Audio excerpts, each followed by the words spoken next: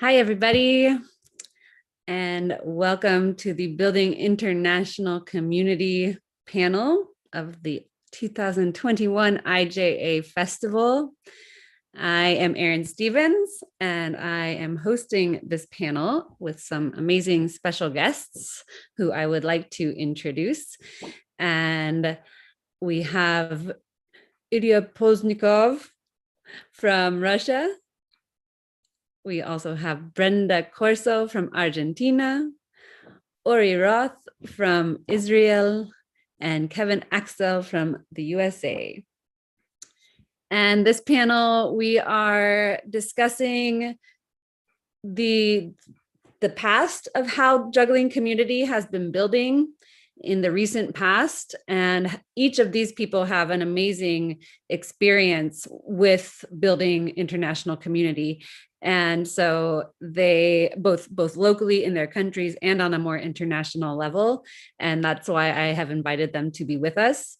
We did do a panel at last year's festival for anyone who watched, which had representatives from 4 other countries of the world. And so this year I thought it would be neat to continue that with 4 new people from different regions that are also very interesting and have some fascinating things happening within their communities. So we hope you enjoy. We are going to finish with a half-an-hour questions and answers period where you can ask us questions individually about specific regions or kind of more as a group discussion question. So please be thinking about those questions as you're watching the panel. And remember, this is an IJA event for the festival. We highly, highly encourage you to support the IJA by making donations to support this festival. It's been a really incredible event. The shows, the activities, the organizers have been on it. We've been so impressed with it all. So please make sure there will be donation buttons available in the comments, letting you know the link where you can go and make some donations. So thanks so much. And panelists, welcome. Thanks for joining me. I'm so excited to be talking to you all and hearing a bit about your stories and also hopes for the future of the juggling community. And we're going to get started talking with Ori Roth. I'm going to have you go first. I did want to also say that we have one panelist, Brenda from Argentina, and she will be speaking in Spanish with Kevin helping with translations. So just so you can expect some Spanish translations happening as part of this too. So Ori, hi. Hello. Hello. Hello. Welcome. Hola. Hola. ¿Cómo estás? ¿Cómo estás? Bien. ¿Y tú? Bien. Sí, bien. Cool. I mean, we could just have it, full translation and speak Hebrew and Russian and but luckily we have building communities. Yeah. Yes, exactly. Someday we'll be able to do it where the computer just speaks out in whatever language the person wants to hear. Without us being in this whole thing. Yes. Just computers. Yeah. Yes. Great. Cool. And one other thing I did want to say before we get started is to please take a moment to share the link, both anyone who's on our panel and also anyone who is watching. We would love to have you share this to get it seen by more people. So take a moment to do that as well, which if you see me looking at my phone, that's what I'm doing. Yeah, me too. Yeah. But in the meantime, for getting started, Ori, I'd love to hear a little bit about you can introduce yourself and also just the Israeli juggling scene a bit. I'm Ori Roth from Israel, 34 years old. Started juggling in 1996 when I was about 9 years old. I learned it from my father, which is one of the first jugglers in Israel, and he also one of the organizers of the first Israeli juggling convention that was in 1988, which was 1 year after I was born, less than 1 year. And I got basically everything from him, juggling-wise and organization-wise, I guess. And I got to be very involved in the Israeli juggling scene and in the Israeli Juggling Convention. Since 2006, I was like really involved in the organization, mostly in the international gala show. So I was like inviting all of the guest artists and was doing all this artistic stuff and choosing and everything. But I was helping also here and there, and I know more or less what happened in the rest of the convention. And yeah, there's a lot of community stuff going on with this convention. And in Israel, basically, if you want to know more, I can just keep on talking. Yeah, and I have been to the convention one time, and I've also just known so many people who have gone, and all of us, anytime I see somebody who's like, oh, I've been to the Israeli convention, wasn't it amazing? Wasn't it so great? And it's always just had so much positive feedback. It's like gorgeous and in this little oasis paradise in Israel with waterfalls and palm trees, and it's gorgeous. So yeah, and I think for me from the outside, it's one of the festivals that really has a community feel, like bigger, like not just jugglers, but also families and kind of the bigger community of Israel, which is something really unique.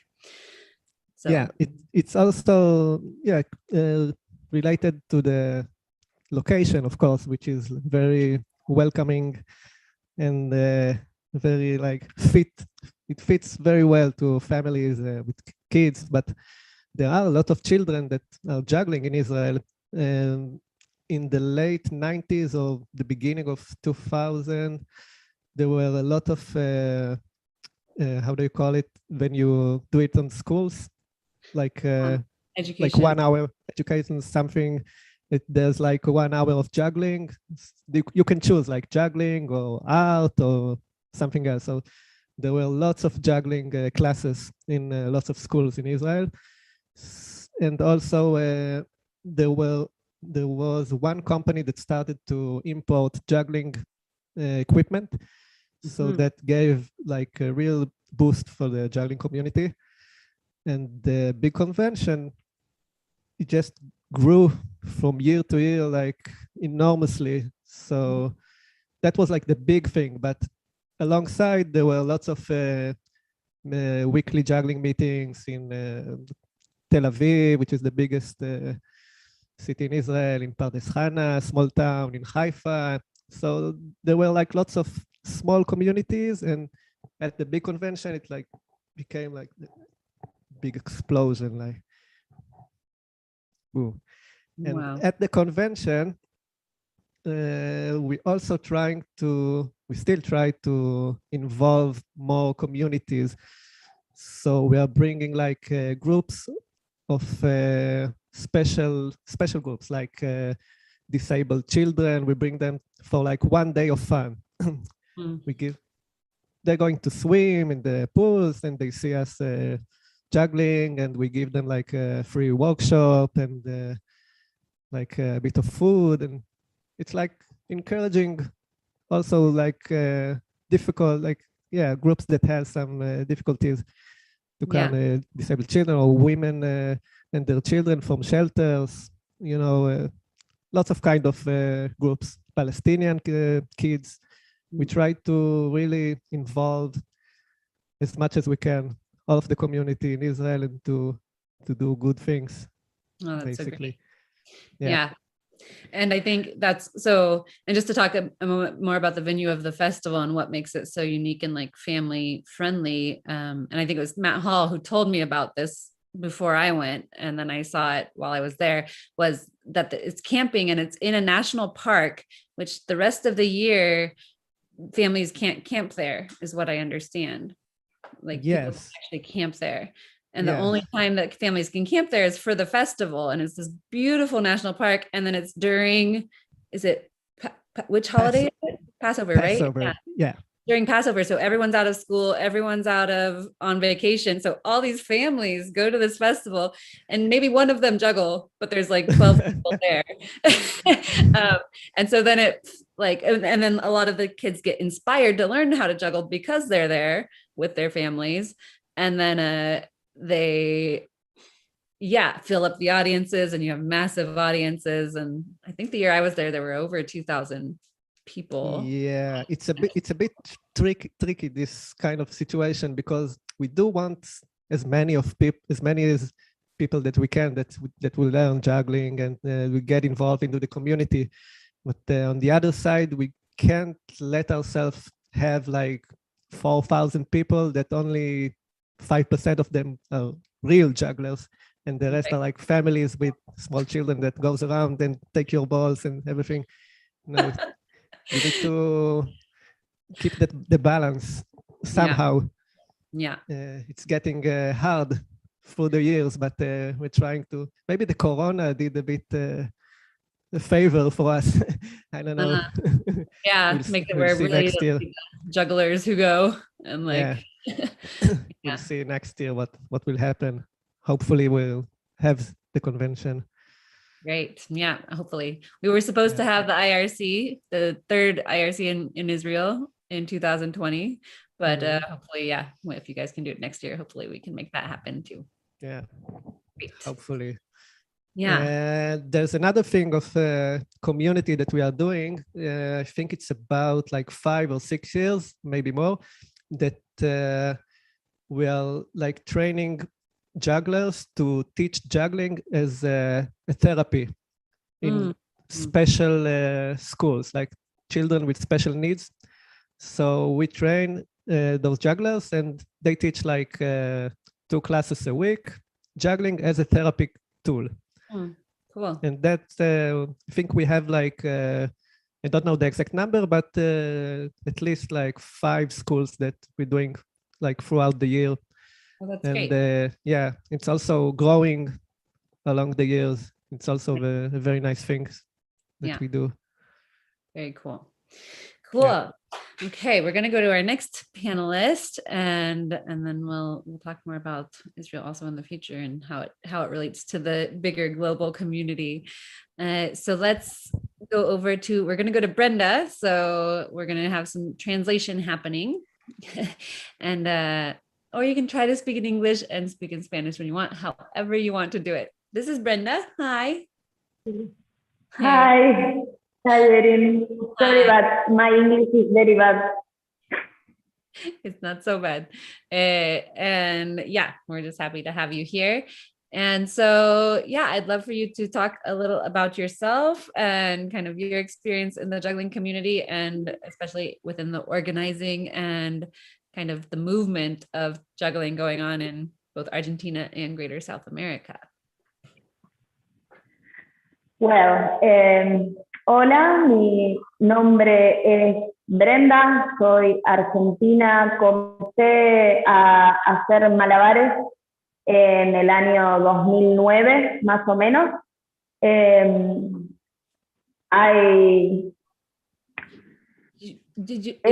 Soy una malabarista.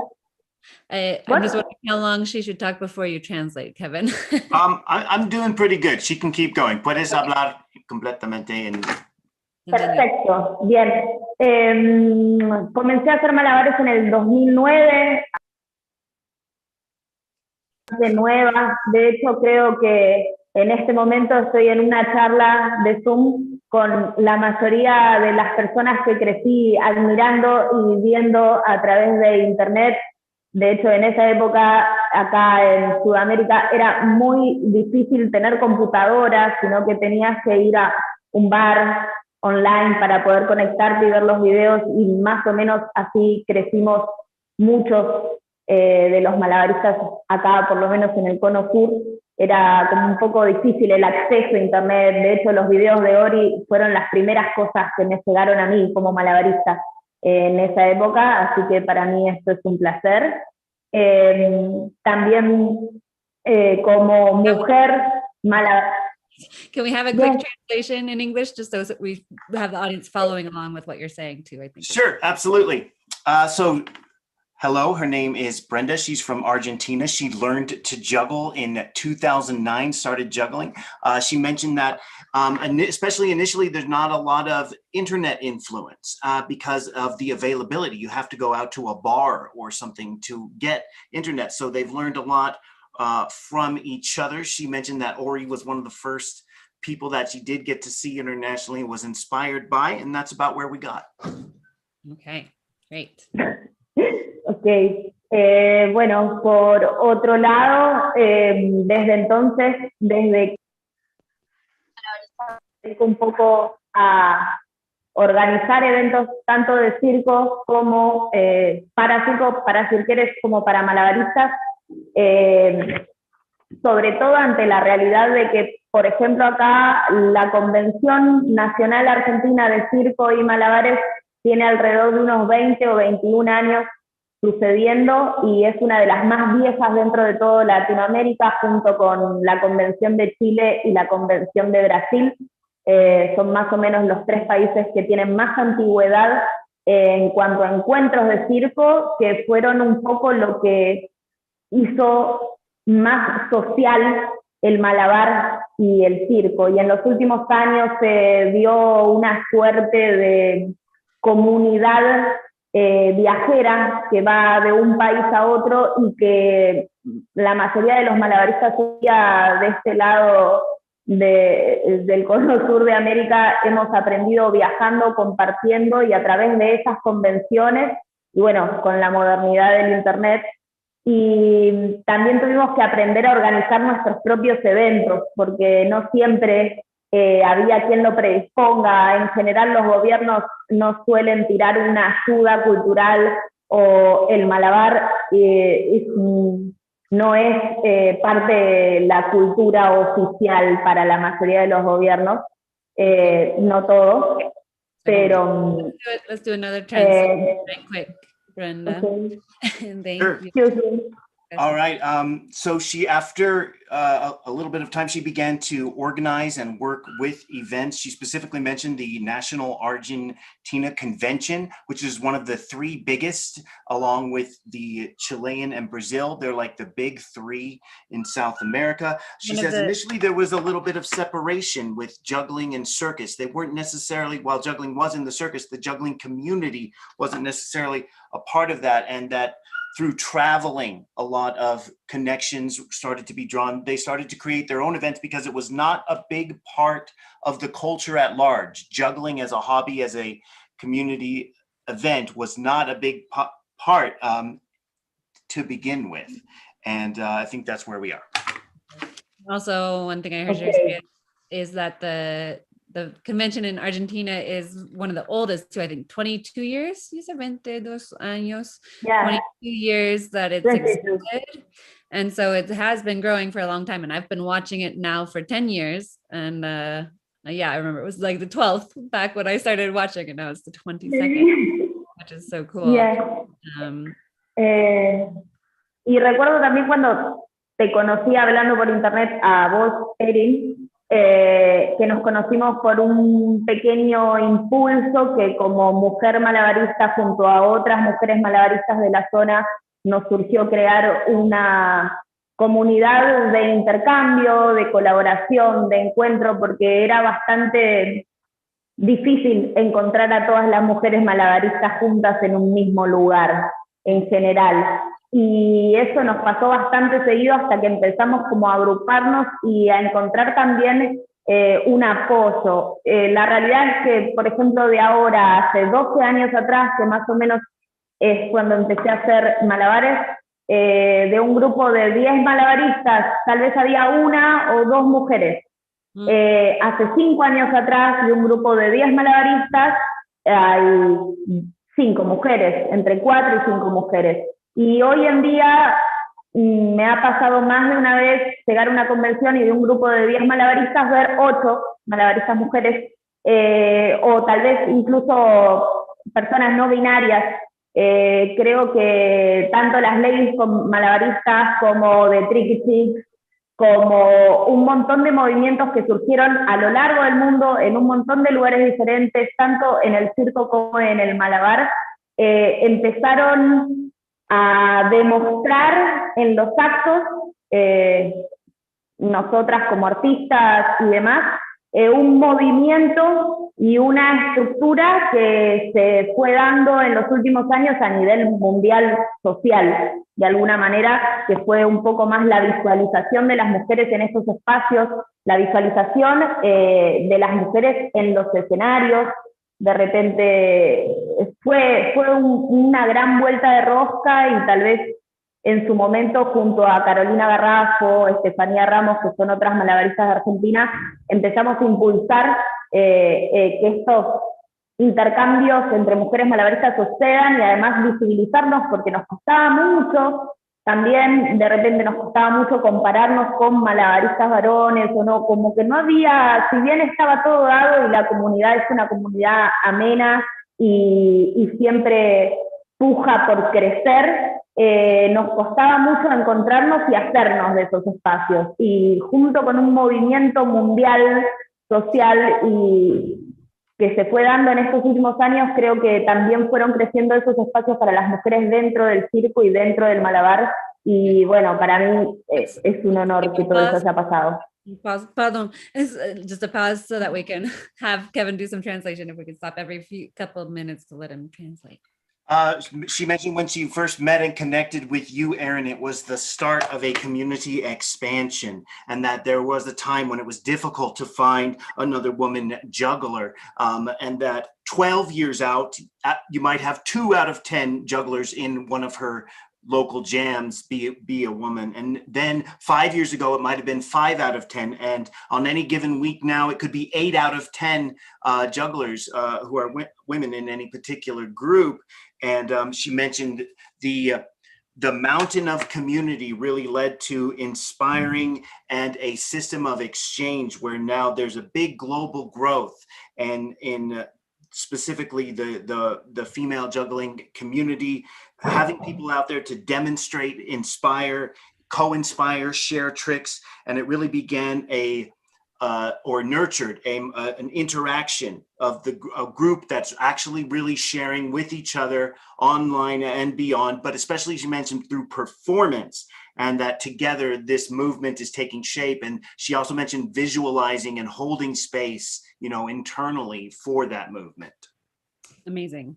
Yeah. And so one thing that I just wanted to talk to you about too, Brenda is the Ladies Malabaristas project that we worked on together. And that's how I first found Brenda, was in the Ladies Malabaristas group.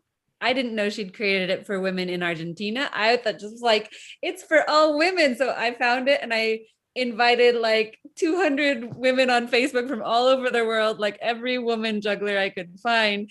And then she was like, oh, this was our Argentina project, but this is cool. What if we did something international? And then I was like, I'm working with the IJA. Let's make some videos of women. And we did. And we ended up doing a series of 5 Ladies Malabaristas videos. 7. She edited them all. We did 7 Ladies Malabaristas videos. And they were amazing. It was a time period when everyone was saying, oh, there's not many women jugglers. There's not many women jugglers. And we were like, it's not true. Let's show that there are many women jugglers and that will inspire more in the future. And I really think that's what that project did. And it inspired me to start Tricky Chicks as well, because I knew that was a passion I had, was to start something specifically focused on ladies in juggling. And me and Brenda have kind of just been homegirls in the process of just trying to inspire women together.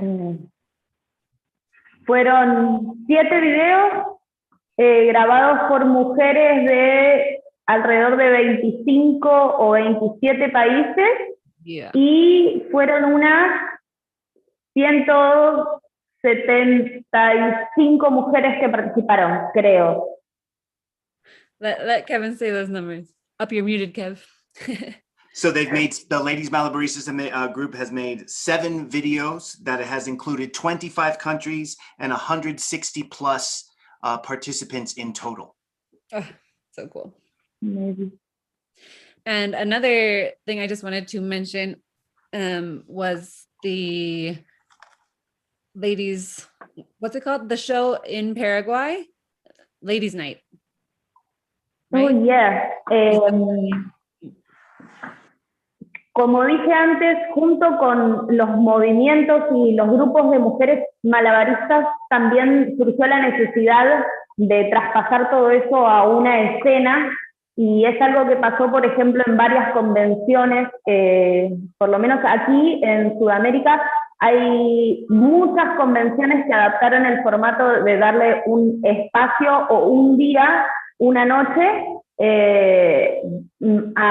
enteramente a mujeres o mujeres e disidencias. De hecho, en Brasil, hasta creo que 2 años atrás más o menos, o 3, en el 2018, fue dentro de la Convención Nacional Brasilera, la primer noche LGBTIQ+, que fue la primera vez que una convención se dio una noche entera para un colectivo disidente y minorías, lo cual fue muy loco para mí. Agradezco haberlo podido vivir.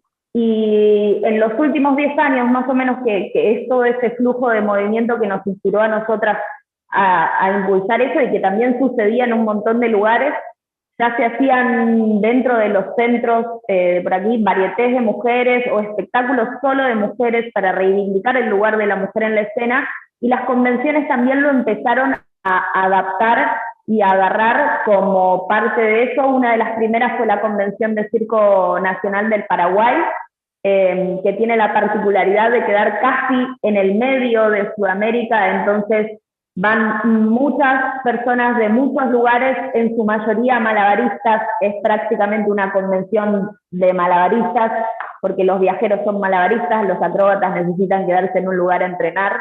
Entonces, hacía la diferencia. Y empezaron a surgir esos espacios de producción de espectáculo para mujeres, mujeres cirqueras y malabaristas. En Paraguay, por ejemplo, al principio empezó a llamarse Ladies Night, después es simplemente la Noche de Mujeres, después se transforma en una noche de feminidades y disidencias.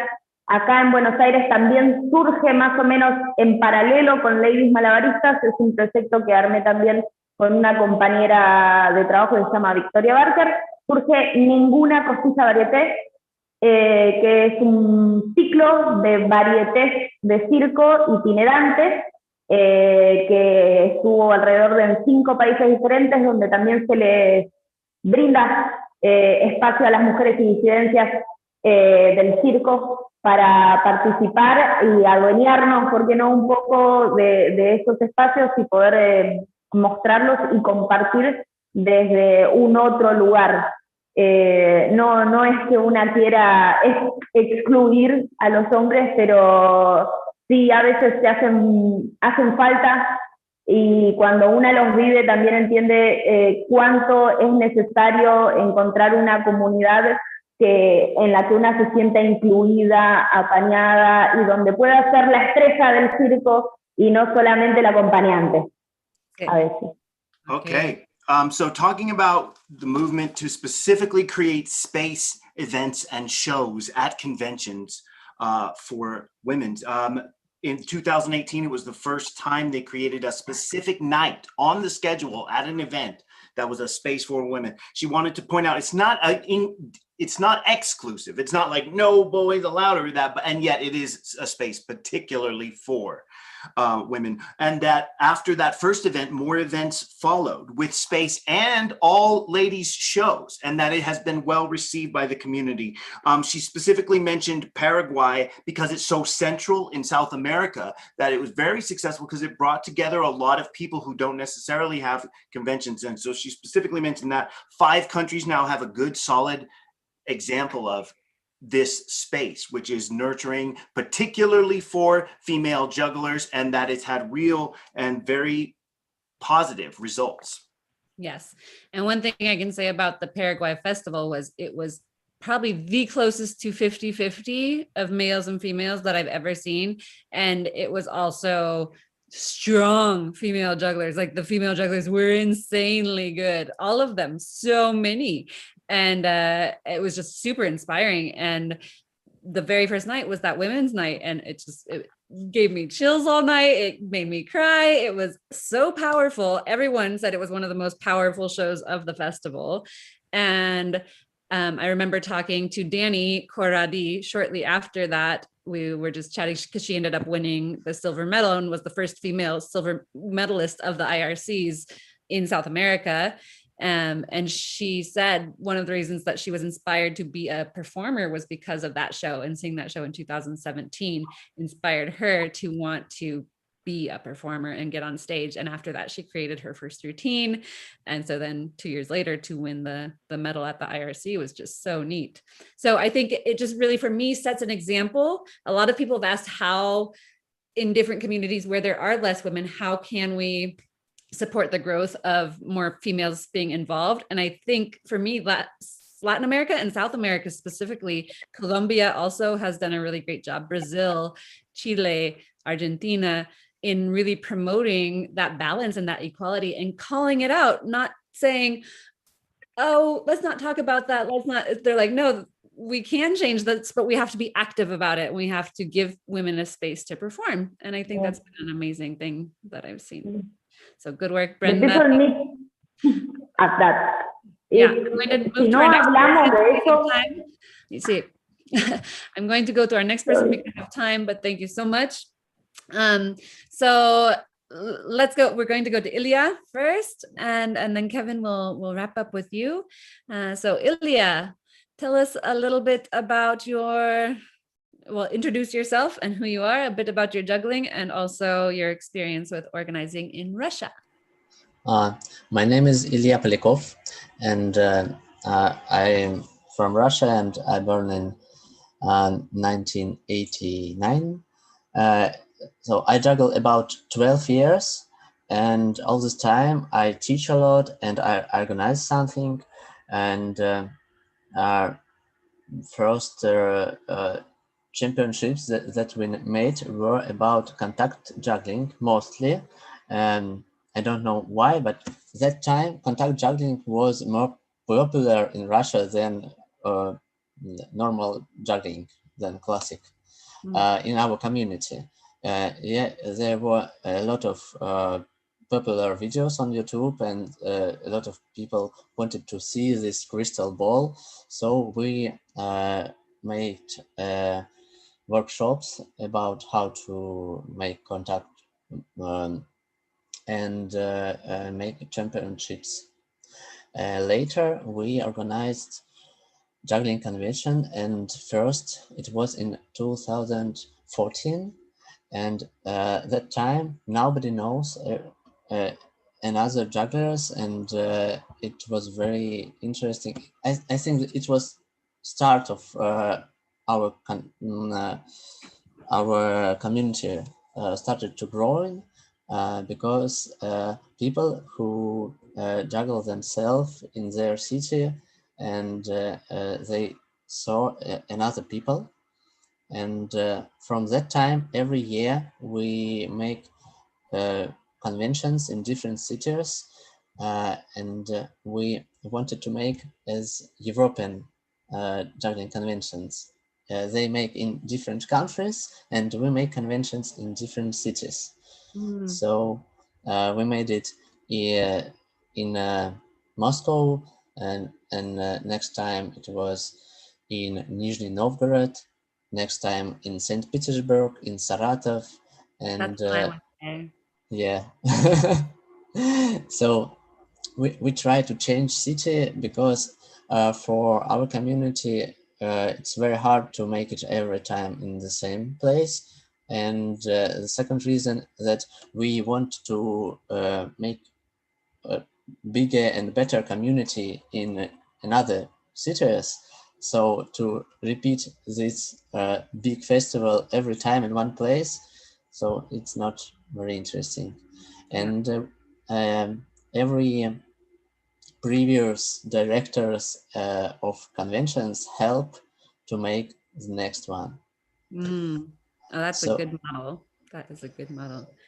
So we know how it works, we maybe. Can I say one thing really quick, Ilya? I think one thing, yeah, people often say, wow, Russia's like a really big country, right? And I'm like, yeah, on the map, it looks huge. But then I remember getting to St. Petersburg and people saying, I was on the train for 32 hours to get here.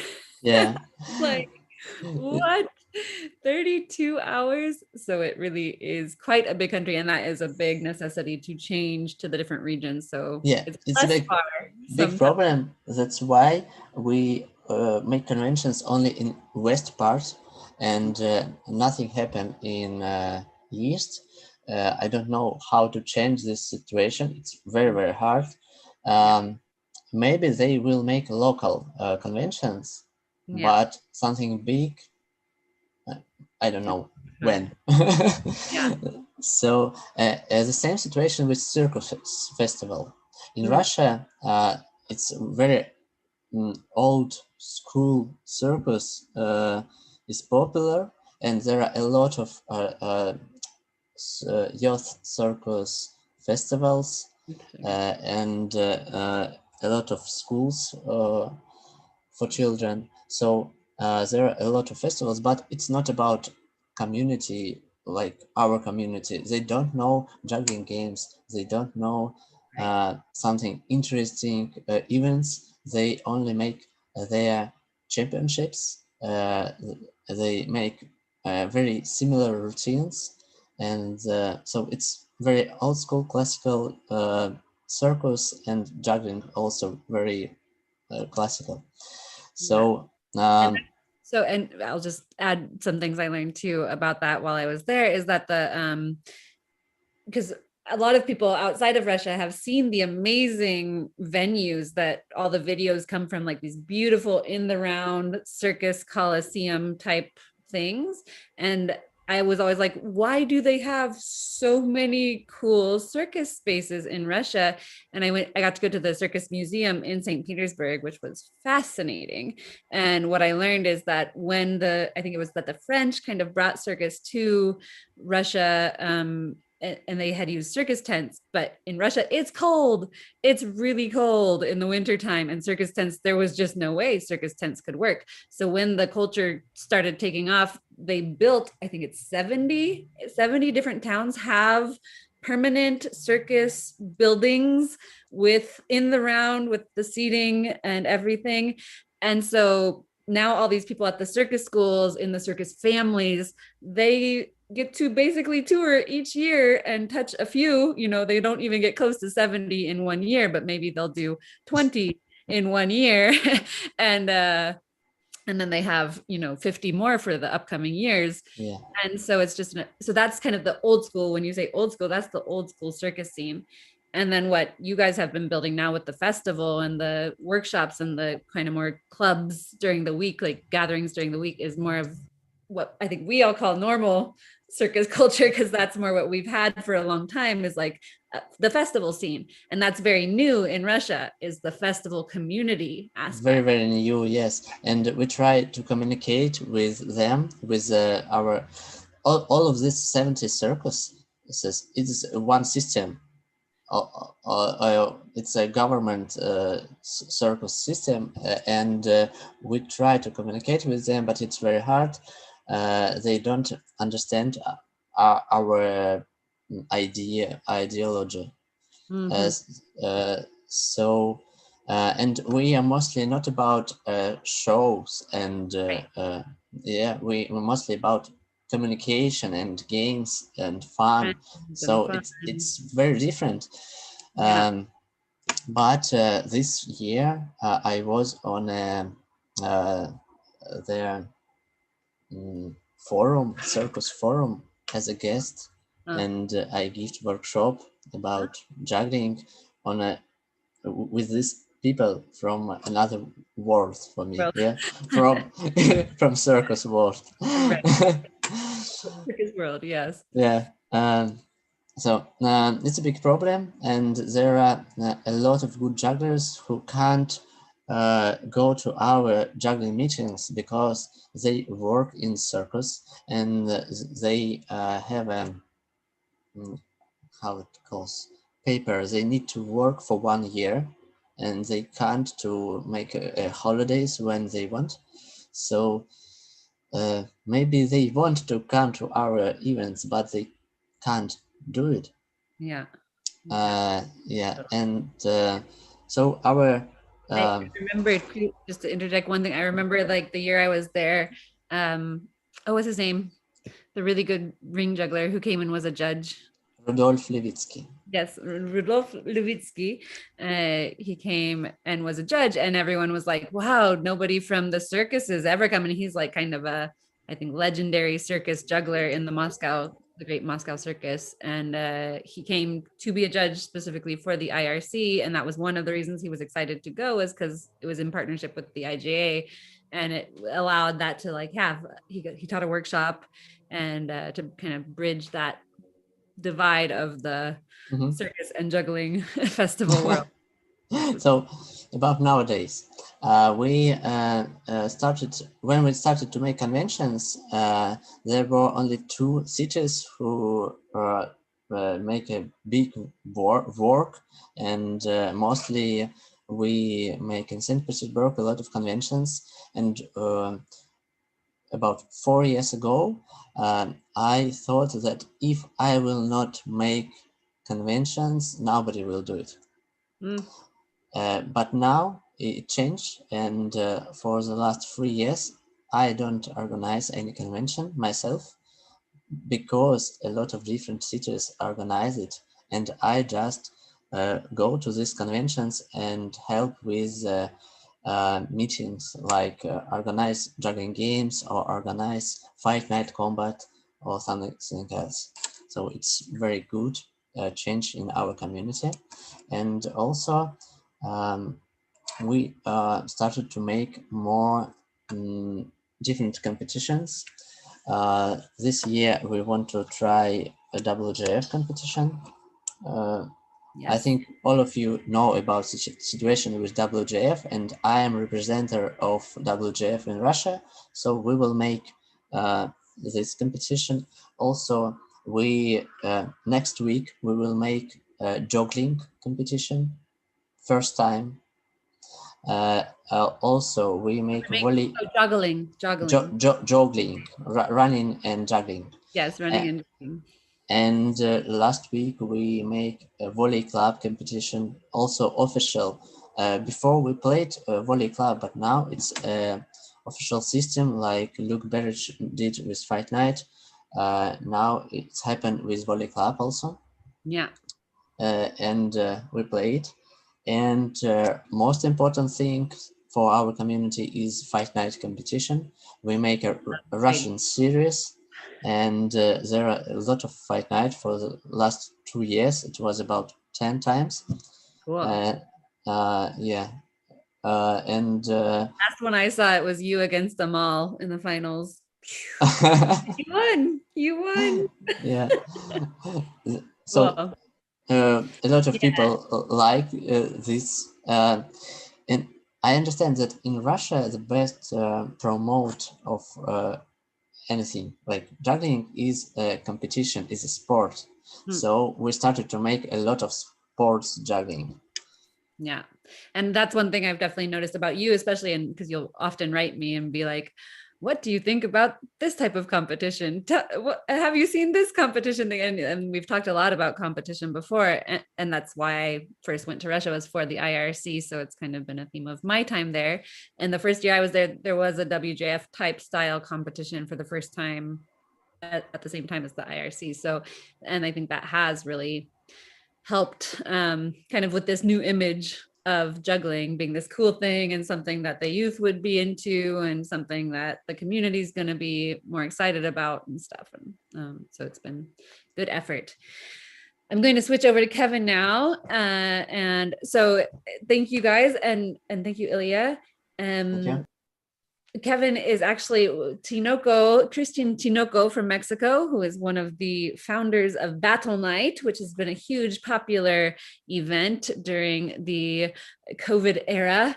We had a little miscommunication on time, unfortunately, and so he's not able to be here today. And Kevin was already going to be here as a translator, and is one of the co-organizers of Battle Night, and also an amazing person in the international juggling community, has done a lot of international work himself. So I asked him to jump on the panel.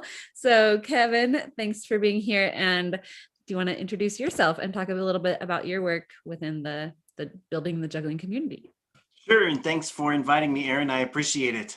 My name's Kevin Axtell. I live in the mountains of California. I've been juggling for 22 years. I was taught by Erin Stevens. We went to high school together. She taught me to juggle, and it's been a huge part of my life ever since. I've been involved in the juggling community in many ways, including local jams, local smaller festivals. I was a board member for 2 terms with the IJA and have helped them with various projects from competitions, games, shows, etc. But I think for this panel, what I'll focus on is my pandemic activity, which has been virtual international community building in the form of 3 different events, Club Fest, which we ran twice, and Club Congress, normally in person, which we did virtually. And we managed to reach out and connect with a lot of people all around the world. We can look at our map and see the people we interacted with, and we were on every continent but Antarctica, and we were in a lot of different countries. We met a lot of people with these virtual events, and I'll zoom in on Battle Night since that was Tinoco's function here, and that has been incredible in terms of international community building. I'll use, for example, myself and Tinoco, not just me, but my whole juggling community. My inner circle is now deeply connected with the Mexico inner circle, and as an extension with Central and South American jugglers. I know and have spoken with and interacted with and created things with people, and that project, Battle Night, really did more than just introduce us to a bunch of great jugglers. It fostered making a connection, communicating, breaking down language barriers, technology barriers. Having that project of Battle Night and the other virtual events that we did have done more for my connection with jugglers around the world than any of my previous work, which was fairly substantial in person. Utilizing technology with that forced press of the pandemic blended into an international expansion that has just been a real treat. Very blessed to get to work with all of these wonderful people. And that's what I'll focus on, is using Battle Night and these virtual events for building international community. I am now friends with people around the world because of Battle Night, because of Club Fest and these other events. So I'll just keep it short. I could go on and on.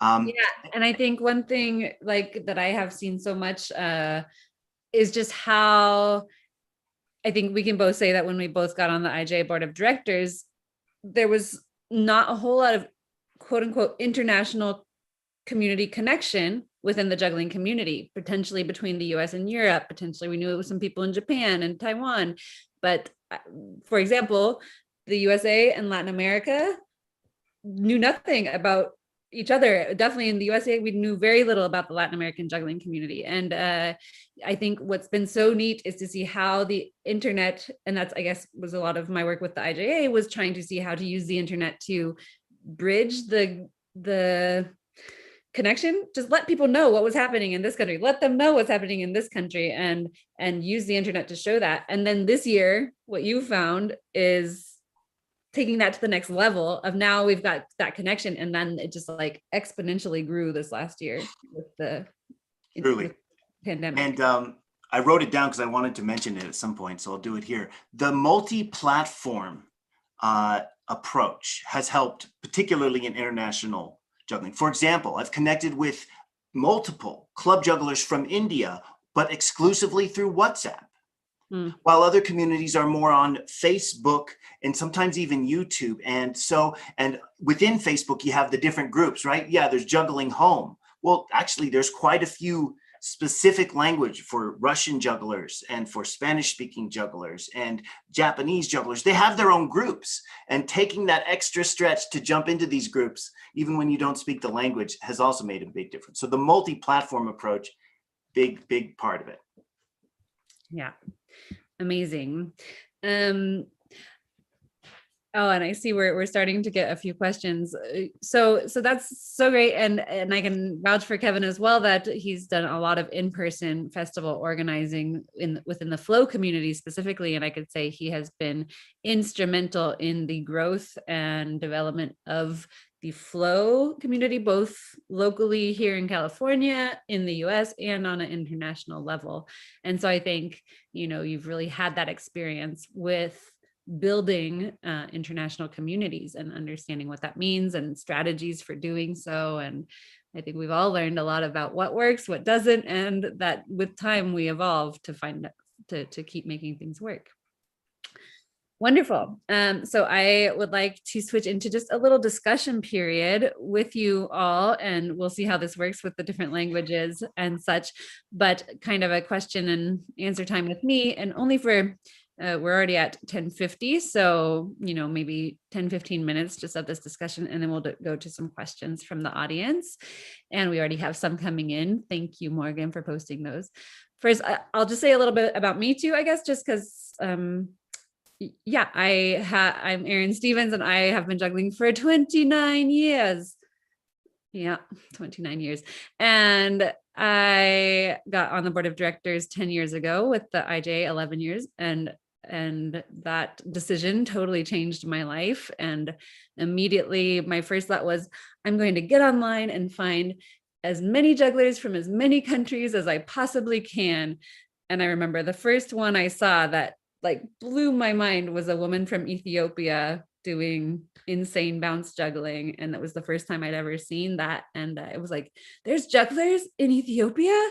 And I didn't know. What other countries are there jugglers that I didn't know about? And then poof, that question changed my life forever. So now I've had the opportunity. One of the questions that I saw on YouTube was, I really want to know how many countries Erin has traveled to.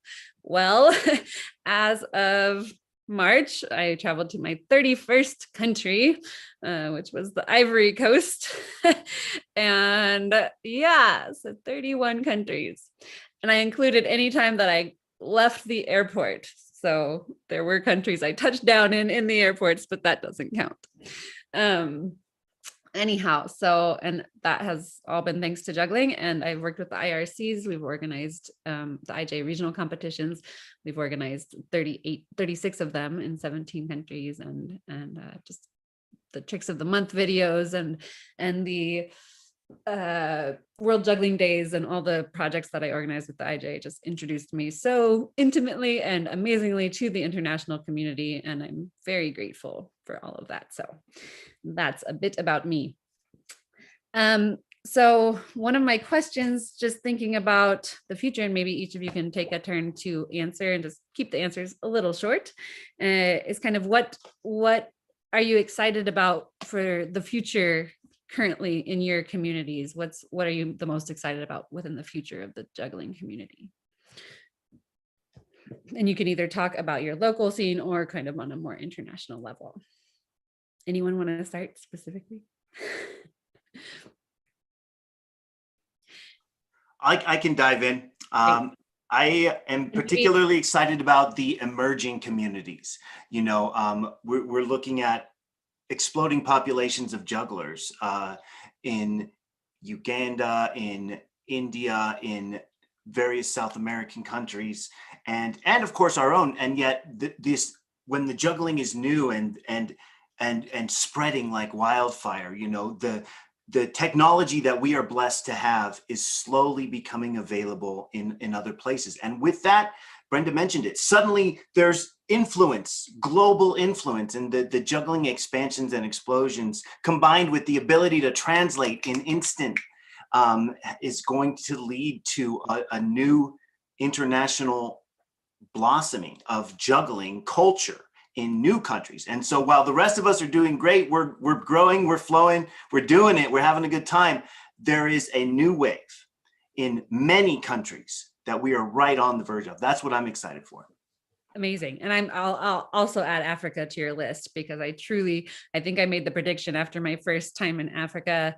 I said 20 years from now, Africa will have the best jugglers on this planet, just at the rate that they learn and the passion that they have, and like how I could see it growing already. That's my prediction. So yeah, I think there are so many countries that are just on the verge of, and I think what's so cool to me about South America, I think, is that in the last 10 years, I kind of got to see a piece of that explosion happen. Like we saw this place where the passion and the excitement was really new, and we've seen the result of that explosion that happened, and it's been amazing. Brenda, maybe we can translate the question for her too. It looked like, are you understanding? Creo haber entendido.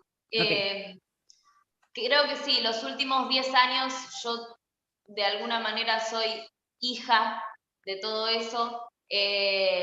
La tecnología y también el avance como comunidad de circo, que de alguna manera tuvo que aprender a ser independiente, porque a diferencia de otros lugares no es parte de nuestra cultura, ni el circo ni el malabar, salvo en algún otro país como Brasil, que todavía conserva mucho los circos de carpa tradicionales, tal vez México un poco también, pero fuera de eso, el resto de Sudamérica, América Latina en general, no es parte de la cultura el circo o el arte de hacer malabares. Y en el último tiempo, la explosión, una mezcla entre tecnología, comunicación, el poder acceder mejor y de otra manera a material que está ahí, información que está ahí flotando en una nube, hizo que la comunidad creciera mucho, y mismo en estos últimos 2 años de COVID, también la comunidad empezó a mutar de maneras diferentes en cuanto a entender y volver a la base de la acción que es la colectividad, ¿no? El trabajo colectivo y la manera en la que entre nosotros como artistas podemos ayudarnos a crecer dentro de esta comunidad. Me parece que lo que más me excita es eso, cómo a través de lo que hacemos podemos llegar a sentirnos nosotros mismos, ser mejores personas, y también fomentar dentro de la comunidad un cambio de vida, porque a esta altura del partido para la mayoría hacer malabares es un estilo de vida, no un trabajo o un hobby. Sí, bueno. Okay. So the last 10 years have felt like a kid growing up and evolving into the culture. She said that many parts, like including Mexico and others, are still attached to traditional circus. And so she sees that changing, because traditional circus isn't necessarily a hobby or a culture. It's its own, thing on the side. And circus not currently being part of the culture, that's where I think that she's saying the change is going to happen. The explosion of technology, being inspired by others, being able to cross communicate. She says during the past pandemic years, the past 2 years, the culture has kind of mutated, kind of changed, and that it is now in the process of coming out of that and becoming this new wave of circus as a hobby, as a community, as a culture, not as the circus which is for performing. I think that's the big transition she's really getting at. Awesome. Great. Ilya?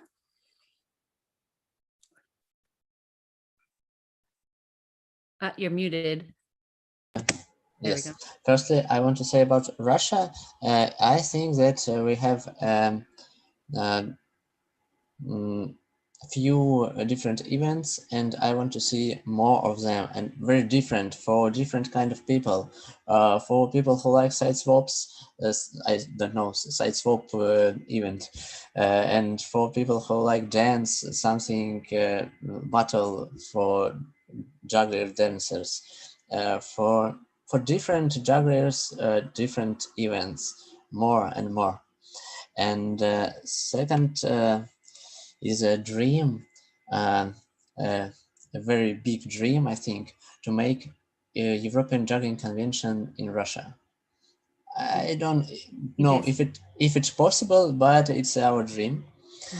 And last thing, I want to make a college with a new circus with dance and modern style of juggling. Maybe one day we will organize it, because now we have got only classic university of classic circus school. So, and we haven't got any modern style juggling college. Cool. Yeah. And I think that's one thing I've just liked what you like. I know the Diablo scene is also really taking off in Russia right now. And it's kind of a different leader who's taking that on as his own project. And there's various leaders now within it, but like they have connected with the Taiwanese Diabloists a lot and with the International Diablo Association. And they now had a really amazing Diablo battle there with Alexis Levillon, I think, was part of it. And so they've really, you know, they've got this Diablo culture taking off, and then you've got your juggling festival. And I like what you said, like you have your event for side swaps, and you have your event for sport juggling, and you have your event for performance art juggling. And I think that's one thing I've seen really blossoming in Russia right now, which is cool. And I think for me, one thing that I hope for the future is that I think language barriers can sometimes be a problem. You're one of it's the very big problem for us. English speakers in Russia, and Liza. But so I think that's been a barrier for the international connection. And so I think ways that we can find how to get over that, I think will be for international connection. Of course, we have got Instagram, all of us, and so now it's easier. I think now a lot of Russian jugglers know jugglers around the world, and also I think all of you know some Russian jugglers, some hobby jugglers. So it changed with Instagram. Yeah. And how about Ori?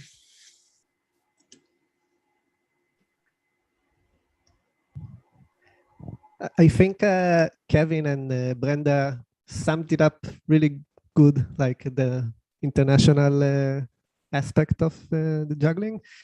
And locally, I think you just need to keep it up, doing what we are doing, and get more small children to like juggling classes and to the conventions, and do more mini conventions. We are going to make a small but like medium convention, we call it, in a couple of months now. Hopefully it will happen. And cool. Yeah, like not like Russia, the rest of the world, sorry. We don't really have a circus history in Israel. Like we don't have a traditional circus. So all the jugglers are like jugglers. They are just jugglers, just doing combat and you know, stuff like that. So that's the community. Ball combat.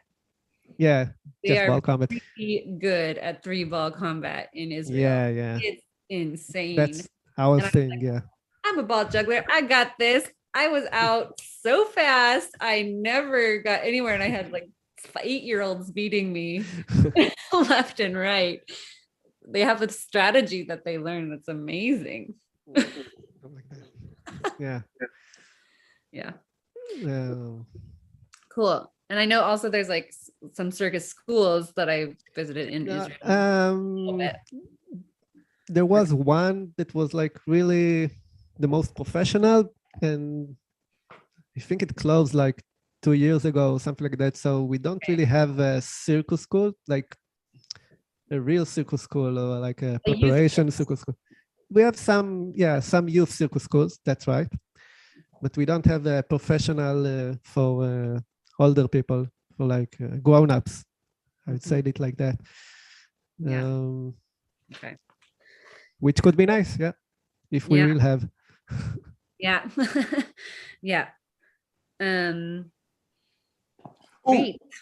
I had a quickest addition. Yes.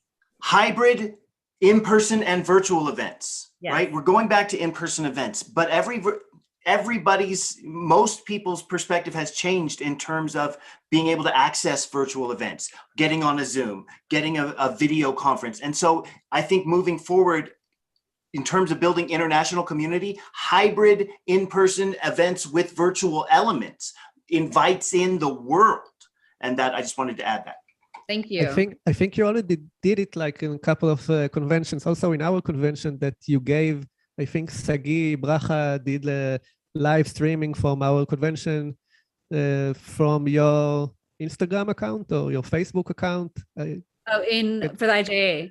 For the IJA, yeah. Yeah, we've had a lot of that, but that was like, IJA stories. We had IJA takeovers, story takeovers by different festivals around the world who would like show on Instagram what was happening at that festival. That was super effective. That was pre-COVID, but that's been a good way of integrating the technology with the live. And I think on that note, for example, last night we did the IRC show where it featured medalists of the IRCs from various regions of the world. And that was the second one we did.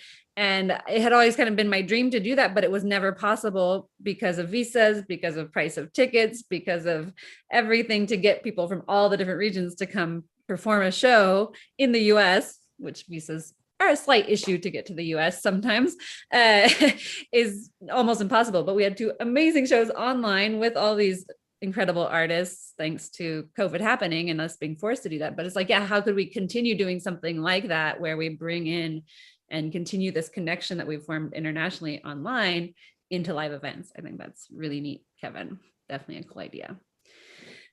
Great. We have entered our question and answer time period. If everyone is willing to shift into that mode, and we'll see how many questions there are. And if there are a lot, we'll answer those till the end. Otherwise, I have another kind of closing question we can end with. So let's go to our panels and see. We have some specific questions for individuals.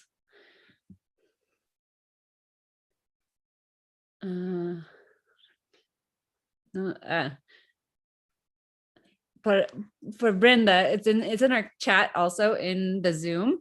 It says, en Argentina, o por lo menos donde yo vivo, no encontré demasiada comunidad o lugares donde malabaristas se juntaran a entrar o algo del estilo. ¿Qué piensas que se podría hacer por fortalecer la comunidad de acá? And maybe, Kevin, if you can translate that into English too. You're muted, sorry. Sorry about that. In Argentina, or at least where I live, I don't find that much community or places where jugglers gather and train and things like this. What do you think that we can do to help fertilize, to concretize the community forward in this way? Bueno, sí, en Argentina no hay muchas escuelas, por lo menos no tan conocidas o abiertas al público. Creo que hay 3 escuelas de circo en todo el territorio argentino y Argentina es un lugar bastante grande. Si estás en Buenos Aires, te recomendaría que vayas al Eternauta. Centro Cultural El Eternauta es un espacio donde todo malabarista que pase o haya pasado o viva en Buenos Aires está obligada a conocer. Es básicamente la cuna de los malabaristas acá en Buenos Aires y en Argentina. Y eso entre un montón de más de comunidades. Te recomendaría buscar malabaristas Argentina, compra-venta o lo que fuera en internet para poder encontrarte con ciertas comunidades. También está la comunidad argentina de POI y Flow Arts, que tal vez pueden surgir varios encuentros. En los últimos años se mueve mucho. ¿Y qué pienso que podría ser bueno para fortalecer la comunidad? Creo que antes de la pandemia tal vez todo era un poquito más fácil en cuanto al encuentro personal. Había muchas convenciones pequeñas, como dijo Ori, tal vez más grandes, más chicas, donde nos podíamos encontrar, y creo que lo primordial sería empezar a cargo de cosa que nos tocó, que tenemos que hacernos cargo nosotros mismos de nuestra formación y de nuestro encuentro con otras personas, porque no hay un medio que nos brinde la posibilidad de comunicación para con nuestra propia comunidad. Nos toca a nosotros hacernos de esa autosuficiencia y autogestión del malabar. Es lo que por ahora aprendí a hacer y recomiendo. Brief translation, she said it's true, there aren't that many schools. If you are in Buenos Aires, she mentioned some names which I probably can't pronounce, Centro de Malta. She said there are a few large gatherings in and around Buenos Aires. She did say, mention search on the internet, not just for juggling, poi and flow arts. There's a blossoming community with poi and flow arts. Also look for performers, shows that you can connect with jugglers at performances and shows. It's a good place to find them. She said, in terms of fertilizing the community, it's been harder to meet in person. And she said, sometimes we have to do it. Sometimes you have to be the one to get your people together, to start a small club, even 1 or 2 people, whatever the case. So that's what I took away from that. Wonderful. And I just want to emphasize that last point. And I think all of us here probably understand this, that sometimes if you want something done or you have a vision of something that could change, the only person who's going to do it is you. I think that's what Elias said when he started the festival. Like, if I don't do it, who will? And so if you want to see change happen in your community or in an organization or in a festival, do the work, make it happen, be the change, as they say. Cool. Thanks. Let's see. We had a question here for Ilya specifically. Where'd that one go? Question about internet. Available is internet throughout Russia. In big cities, there are no problem, but in small villages, of course, we have some problems. And I have some students in different parts of Russia, and we make lessons online, so it works. It's okay. Mm-hmm. Yeah. Yeah, I found it worked well. When I got there, it was the World Cup for football. It was crazy, amazing, but they just had free internet for everyone. It was great. So Wi-Fi was great. Cool. So there was one. That's not the one I wanted. Yes. Are there many flow artists, for example, poi, contact staff, hoop, in your communities? I think that's a great one for everyone if we all want to take a turn answering it. So let's start with Ori.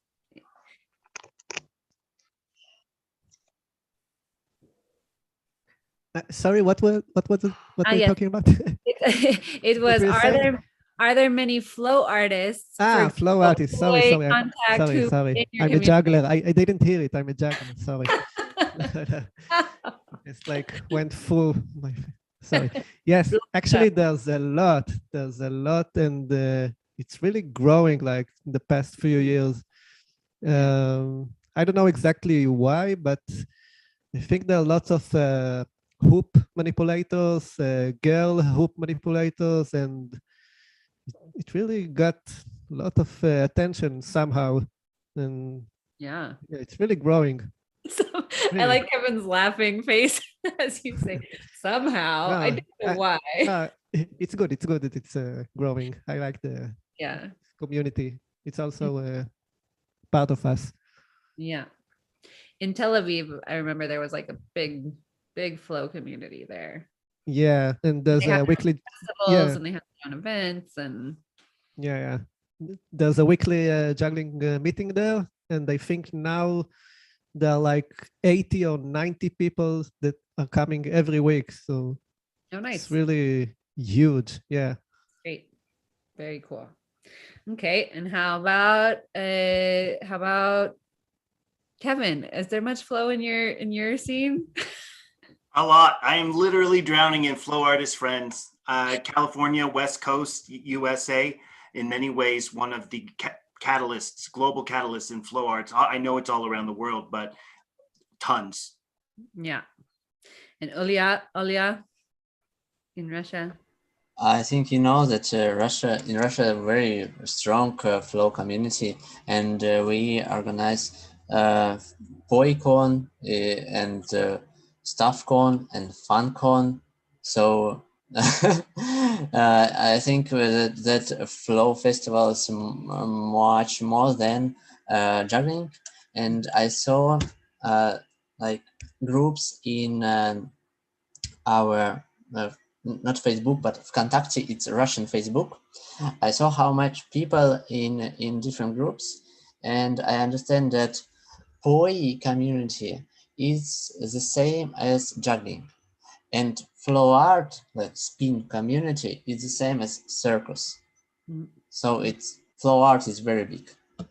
Cool. Yeah, big percentage of people at the festivals had flow arts. Lots of, even at the juggling convention, there were a lot of flow artists there. Very cool. And Brenda,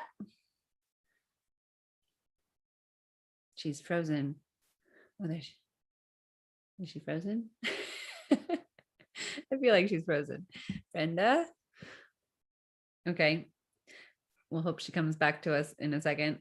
I will say that I know she is an amazing flow artist herself, and she does a ton of amazing flow art work, and club spinning, which could arguably also be very flow art centric, is huge in Argentina and in the ladies malabaristas scene, and super advanced, really, really amazing club spinning work happening right now. So she did depart, so I'm guessing she's, oh, Tinoco just came on. So I'm guessing she's going to be back in just a moment. Hi, Tinoco.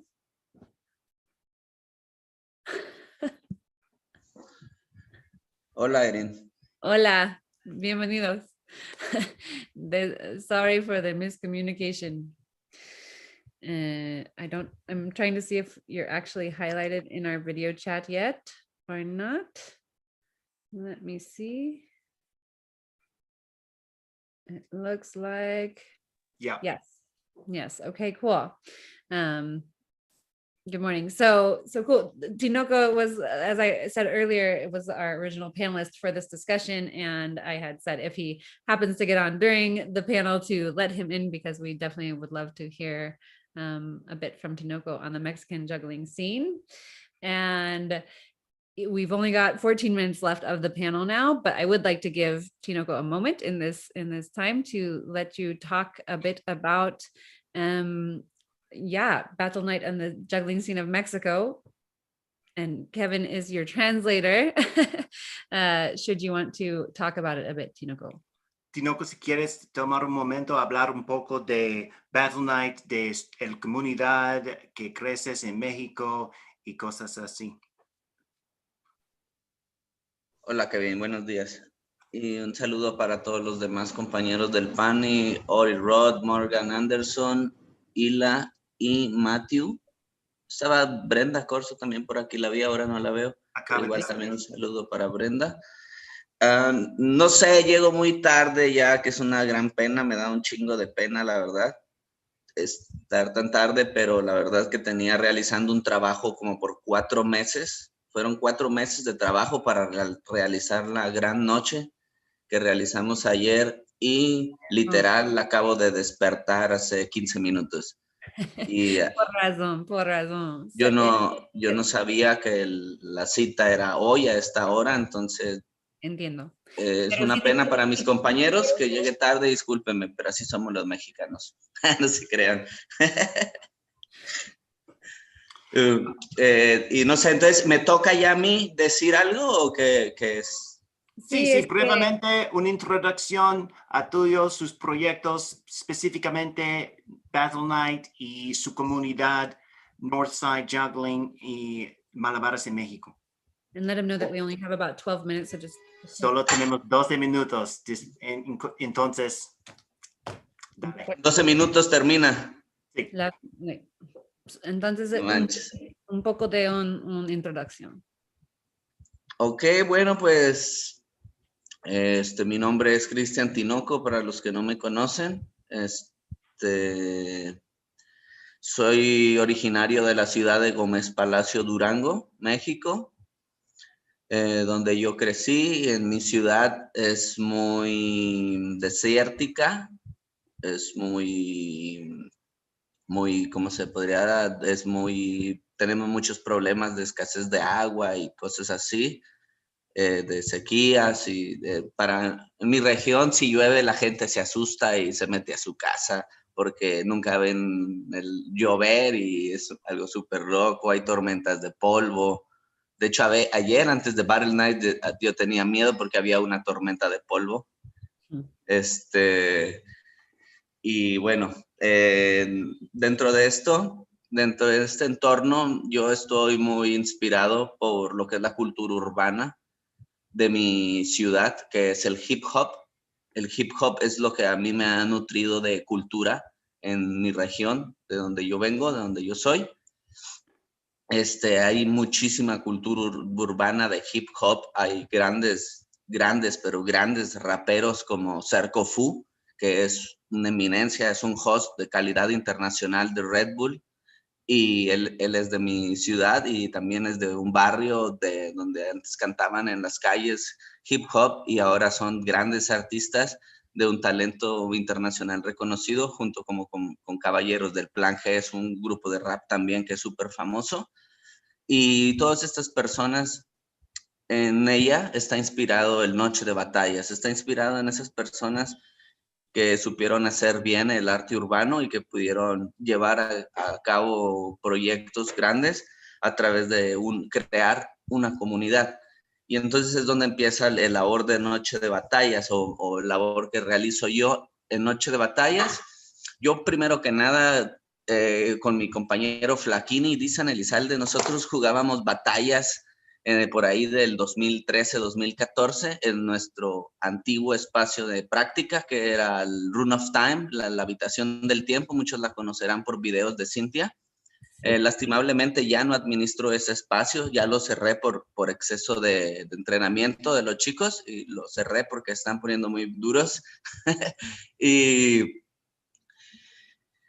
en ese espacio nosotros jugamos batallas, como les cuento, hace 7 años, yo y Flaco jugamos batallas ahí, y éramos nosotros los que vivíamos en el espacio de entrenamiento contra cualquier nuevo malabarista que llegara o con cualquier viajero que nosotros le diéramos la oportunidad de descansar en nuestro espacio y luego a batallar en las noches contra él.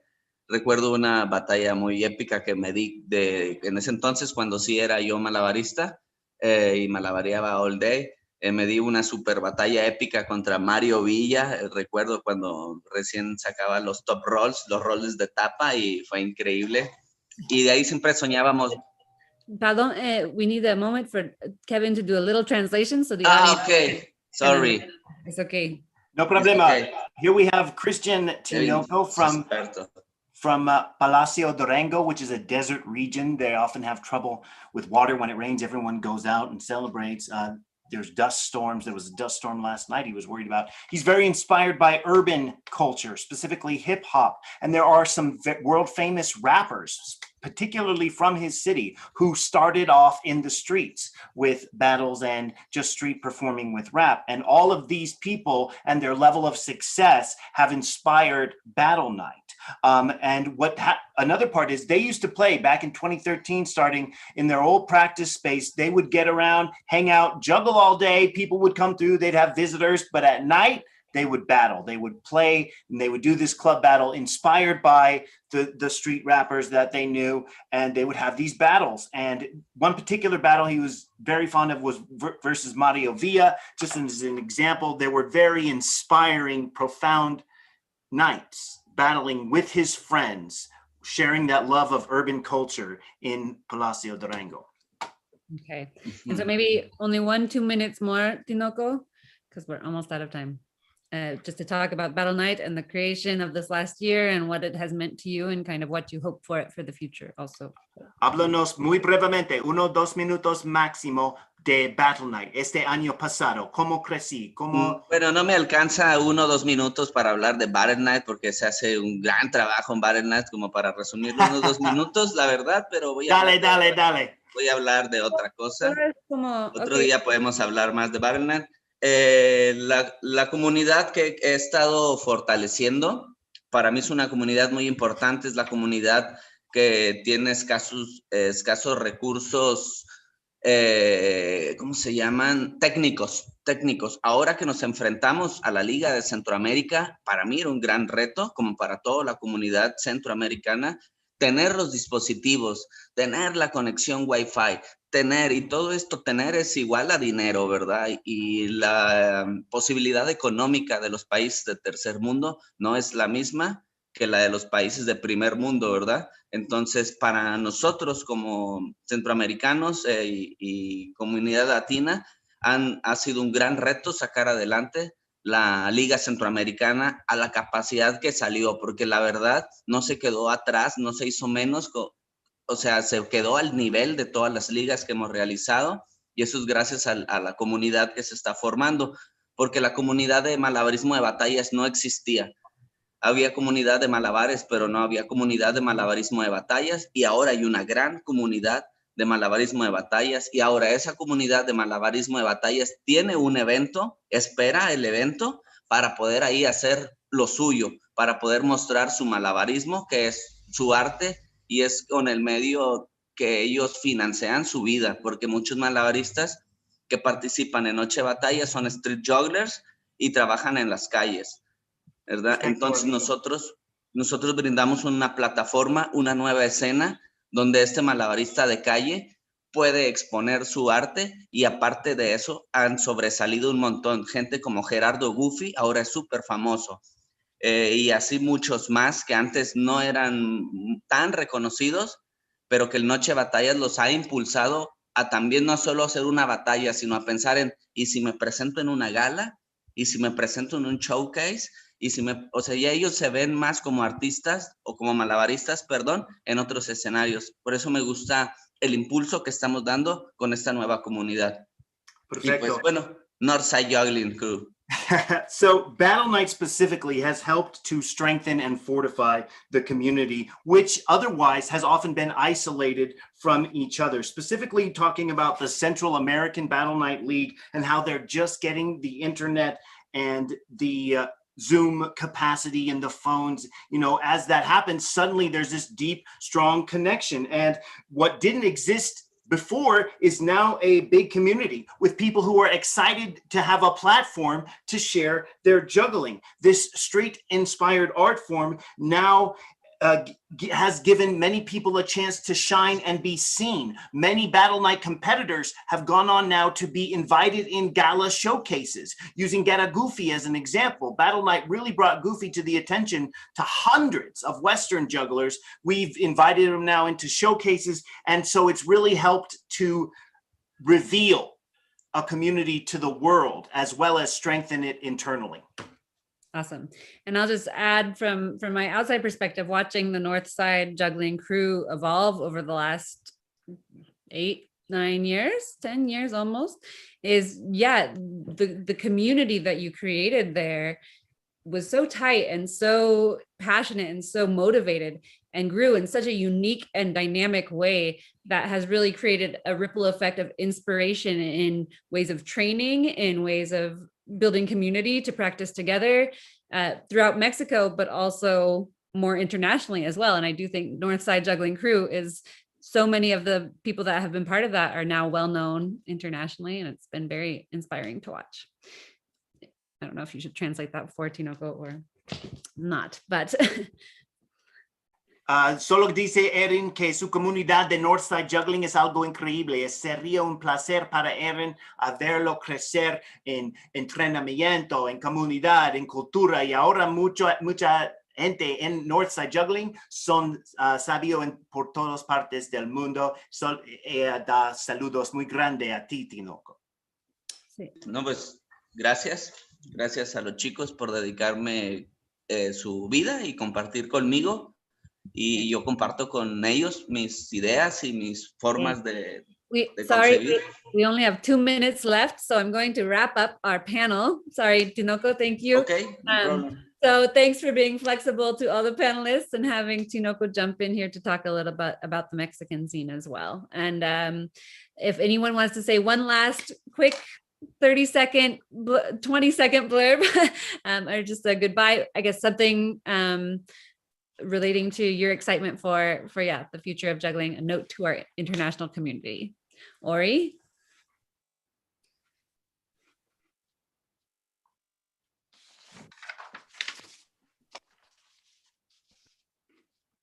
You were there.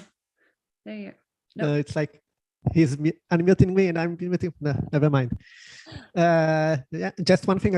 I saw that Brian Miller asked me about the Israeli-Palestinian communication and stuff that we are doing together. So very briefly, I say that we are always trying to do connections and collaborate with the Palestinian side, and as a convention. And unfortunately, the situation is very complicated, and sometimes they can't, sometimes they don't want, and we just hope that it will get better and Yeah, everyone will juggle. Yeah, challenging but situation. we are really, really into it, and we really want to collaborate as much as we can. Yeah, awesome. Okay, any last word, Ilya? Quick. Yeah, thank you for this meeting, and Erin, thank you very much that you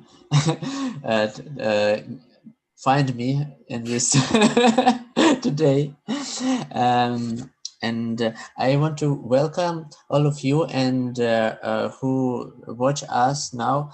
If you will come to Russia any day, just write to me, and we will organize a workshop for you and make some meetings. So I like to when everybody from different countries come to our country. Yes, I have to say, you guys are amazingly welcoming. The Russian juggling culture, amazingly welcoming. Okay, Kevin, last minute thought. Find a project. Projects catalyze interaction cross community, just like Battle Night has built a bridge between US and specifically Central and South American jugglers. There's projects you can join in, like the IRC. There's other things that already exist, or you create your own, but it's the project that nurtures the connection. That's my quick closing. Amazing. And we're going to wrap it up. We're 1 minute over. So thank you guys so much for being here. Also, thank you, Brenda, who had some connection issues and had to go. And thanks to everyone who left your questions. Panelists, there are some other questions in the YouTube channel specifically directed at individuals if you want to go on and respond to those at some point. Thank you. And I agree.